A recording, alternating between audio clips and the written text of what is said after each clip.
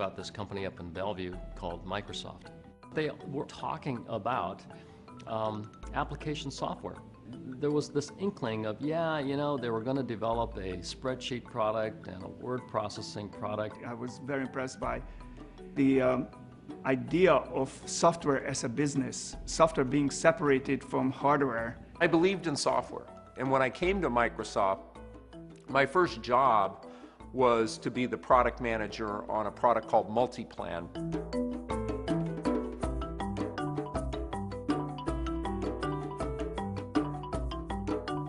Multiplan was distinguished by an extreme degree of portability.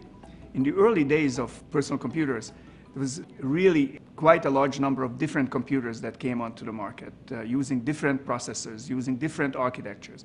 So our bet at that time was on diversity, on being able to run on as many different computers as possible. And probably Multiplan was one of the most ported applications of all time. At one point, we were running on 50 different computers. Now, Multiplan didn't do as well as we wanted it to do. It did reasonably well in international markets, but not so well in the US market. It was because we got leapfrogged by a product called Lotus 1-2-3. When I started in '84, the spreadsheet market was virtually 100% MS-DOS and Lotus 1-2-3. They had completely dominant market share, not just for spreadsheets, but they were by far the most dominant app, I think, in the PC software industry. After we saw how successful Lotus 1-2-3 was, we were kicking off the next generation of our spreadsheet, the project that would ultimately replace Multiplan. And the initial code name for that project was Odyssey. Ultimately, that's what became Microsoft Excel. Now, most people don't know that when Odyssey was kicked off in October of 1983, it was focused on being a better spreadsheet than Lotus 1-2-3 on the PC, not on graphic user interface. And so a brilliant programmer named Doug Clunder had figured out how to do the calculation algorithm in 2 dimensions simultaneously so that we could recalculate even faster than Lotus 1-2-3. By the spring of 1984, Bill and I were convinced that we really needed to bet on graphic user interface. And so we made a tough decision. We went to the team and said that we're going to shift from doing Odyssey on the PC and instead focus its initial release on the Apple Macintosh and then ultimately on Microsoft Windows.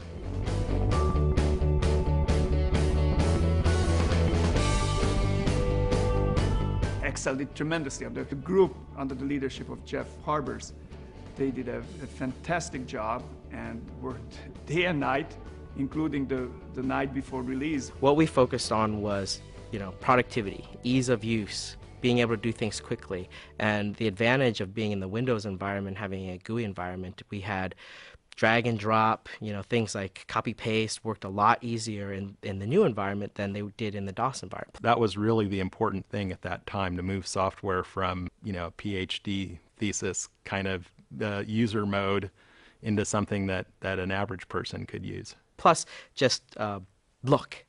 The look and experience was just fantastic compared to DOS. Instead of just having character-based, everything's just text, you have graphics, things look better, they feel better. When you say something is bold, you can actually display it as bold as opposed to a different color. And, underlining, everything is more WYSIWYG. A fantastic advantage there, and then just the interface with the mouse and the first toolbars. On the Mac side, we were not toiling in obscurity at all. We were clearly the #1, but in the complete PC market, we were single digits for a long, long time.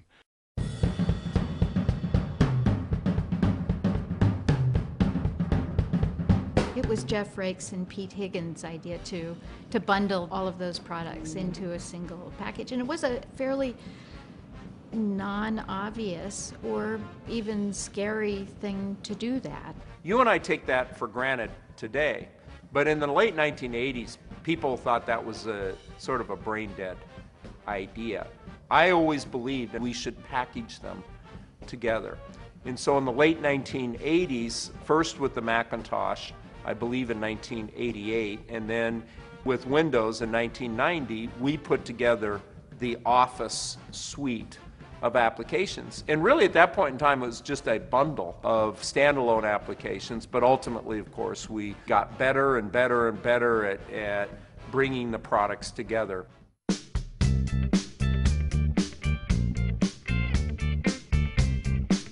Well, I really enjoyed the 95 release. We were switching from 16-bit Excel to 32-bit Excel, so there was a lot of work that we needed to do just to get Excel to boot again on this new Windows. It was a new thing. It was 32-bit. It was supposed to be the great new world. We wanted to feel that way and perform that way. So it was targeted around performance and the new look and feel of Windows 95. Because PCs were actually able to run more than one program at a time effectively, because of the 386, because of multi-megabytes of memory, the notion that all the programs should work the same way became really important. After Office 95 and Windows 95 came out, we went to far majority share. So it was just a great release. Great release for the for the whole PC industry.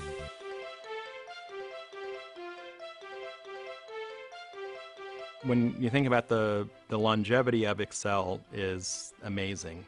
We had this incredible ethos about being really efficient in how we programmed Excel, which I think is an excellent long-term fundamental. You would think that there wouldn't be any code in Excel from 15, 20, 30 years ago, but a lot of it still lives.